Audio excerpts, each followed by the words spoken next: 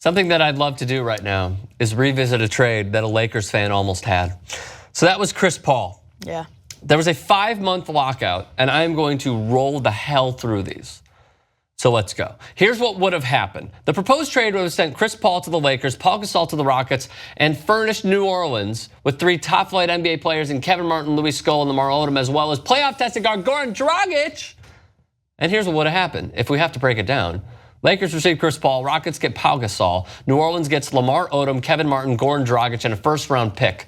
Continuing on, here's what David Stern said when he vetoed the damn trade. My decision was only based on what was good for New Orleans, or what was not good for New Orleans. Oh, it had nothing to do with the Lakers at all, of course. And in fact, in the course of the weekend, we thought we could redo the deal. We really thought that Houston would be ready to part with Kyle Lowry. And we had a trade lined up for Odom that would have gotten us a good first-round draft pick. And then Dan Gilbert is like, hey, look at my Comic Sans, bro. Here's what we're gonna do. Yeah, David Stern said he didn't panic. He totally did. So then Dan Gilbert was like, dude, I write letters and I'm a bad person. So here's what I wrote to the commissioner, all right? And Dan Gilbert wrote, Commissioner, right? Isn't that how he started off thinking? It would be a travesty to allow the Lakers to acquire a travesty. Not for LeBron to lead my team. It's a travesty for the Lakers to get Chris Paul. This trade should go to a vote of the 29 owners of the Hornets. Technically, that was true, but it shouldn't go to a vote. Over the next 3 seasons, the deal would save the Lakers $20 million in salaries, approximately $21 million in luxury taxes. That $21 million goes to non-paying tax teams and to fund revenue sharing. I'm going to stop momentarily for the Lakers fan to chime in. Lakers fan, what say you? Well, first of all, David Stern has upset absolutely everyone. And it doesn't come as a surprise to me. It would have been absolutely incredible to have Chris Paul in, especially in 2012 when we weren't, I mean, Kobe was still in. Come on, get mad. No, get mad. Kobe was still in. Chris Paul would have been in. It would have been an absolutely great chemistry and mentorship, and I would have been even more excited for the years after Kobe retired, or the year 3 or 4 years before Kobe was going to retire, because those 3 or 4 years for a Laker fan, they probably would have won again. As a Laker fan, those 3 or 4 years were intense. It was so hard to be a Laker fan because you just saw Kobe aching. You saw the Lakers and the horrible record that they had, and just to think that Chris Paul could have had some kind of an impact in those couple seasons.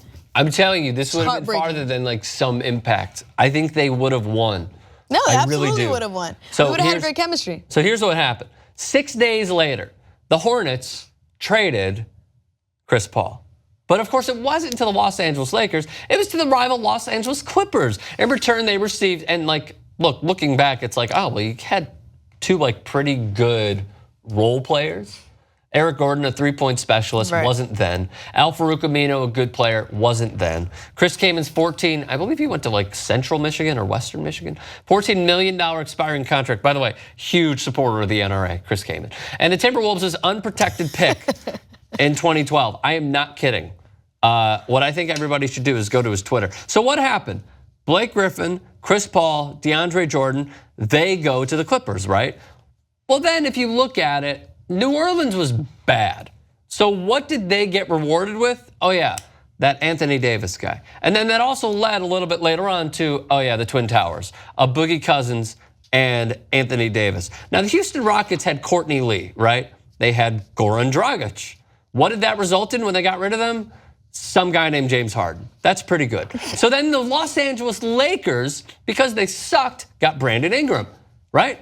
They got Lonzo Ball, currently doesn't have that much hair. And then they also got a guy named Larry Nance, who's pretty good as well. Yeah. Oh, and by the way, I didn't even throw in the picture, they have Julius Randle. Now, what happened exactly to Lamar Odom, who should have been a good player? Well, here's what happened with Lamar Odom. He was deeply hurt by the Lakers. When he got traded to the Mavericks, he averaged a measly 6.6 points per game. And then unfortunately, we know what happened from there with relapsing and what have you. So all in all, it seems like the Clippers had Eric Bledsoe. They didn't have many more because Chris Paul was there. You take that trade any day of the week. What Chris Paul did was put the Clippers on the map, and it seems like, even though we are in the preemptive stages, Denise, of the Los Angeles Lakers, it seems like this all happened everything happens for a reason. as we certainly do. Of course. It seems like this happened for a reason because the Lakers are in a good position. The Houston Rockets have an MVP caliber player for the next 10 years, I think is what they signed James Harden to. Chris Paul, granted he had an impact with the Clippers. They never got past the second round of the playoffs, so you kind of view it as a bit of a disappointment, but now he's with the Houston Rockets. It is, because the Clippers aren't, I mean, you're right. He absolutely put the Clippers on the map. Him, Blake Griffin, and why am I blanking out? DeAndre Jordan. DeAndre Jordan. It was really unfortunate when he didn't make it to the Lakers in 2012, but it was even more unfortunate when he left the Clippers to go to Houston, because he was very entertaining to watch on the Clippers, and I don't feel he has that momentum right now that he once did with. Who's this? CP3. Oh, CP3, yeah. He doesn't have that momentum that he once did, and I feel like let's just play, this imaginary fairy tale here. Had he gone to the Lakers, good God, his career would have been consistent as opposed to what it is now, which was he was on a high with the Clippers. And personally, were they not disappointing? The Clippers? Yeah. What do you mean? Were they not disappointing? When he was playing? No, they were great. He did something great for the Lakers. He put the Clippers on the map. Which, like, with the help of Blake Griffin. With the help of Blake Griffin getting rid of a super shitty piece of shit racist Donald Sterling as an owner. But they weren't relevant since like Darius Miles and Lamar Odom and Corey Maggette. They weren't. So he made them relevant, which is a positive. Right, absolutely. He's an entertaining player to watch. But when he was more entertaining to watch in the Clippers than he is right now. And totally, because he's hurt right now. He's hurt, but even aside from that. Well, when he's on the court, they're winning. I think they're like 9-0 or 7-0. I'm not saying that he's not contributing. I'm saying he's not as much of an entertaining player to watch as he once was with the Clippers. Sure, I'm not trying to throw excuses here, but he's also like a little long in the tooth, and I think Houston knew that. So I can agree with that point. Well, there goes my coffee. So it's okay. There's a lid on it. Everyone calm down. It's fine. So Edwin was like, fuck! All right, so lastly, to wrap this up, I think that Chris Paul did a service for DeAndre Jordan because he got him a max contract. Because I think he would have been a defensive specialist. Blake Griffin, I don't know what would have happened. Could he have improved his jump shot? Without the help of Chris Paul, and like the shooting coaches, of course, but like to run a perfect pick and roll and instill the confidence in a guy who could not shoot coming out of college, granted he tore his ACL out of Oklahoma. I think he did the Clippers a service. I think he made them relevant, and he helped out Blake Griffin and DeAndre Jordan. He didn't have much of a choice. It wasn't really his decision. He didn't really do them any service. But yeah, absolutely. Had he not been there, you're right. The Clippers wouldn't have been in the position that they once were. The Lakers will always be the Lakers, and what does that mean? I feel like the Lakers, whether you have a trash season, whether the Lakers have a trash season or a great season, people are going to constantly be talking about them.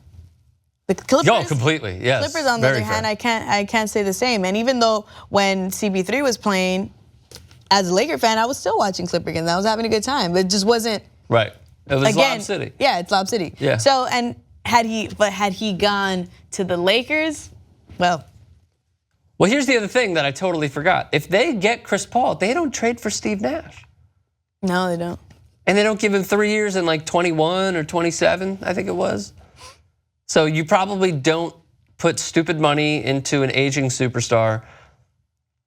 They still would have had Dwight Howard. I think they would have won with Chris Paul, Kobe Bryant, and Dwight Howard. Call me crazy. But Dwight Howard would have learned something from those two guys kicking him in his dick every single game. Yeah, Dwight Howard is stubborn. Kobe said, I didn't know how great I had it with Shaq until I played with Dwight, which sort of tells you something. Such a shot. All right, let us know your thoughts. Where do they put them? In the comments below. In the comments below. And then what else do they do? Like and subscribe. Like and subscribe. Why do they subscribe? Because why not? Amen.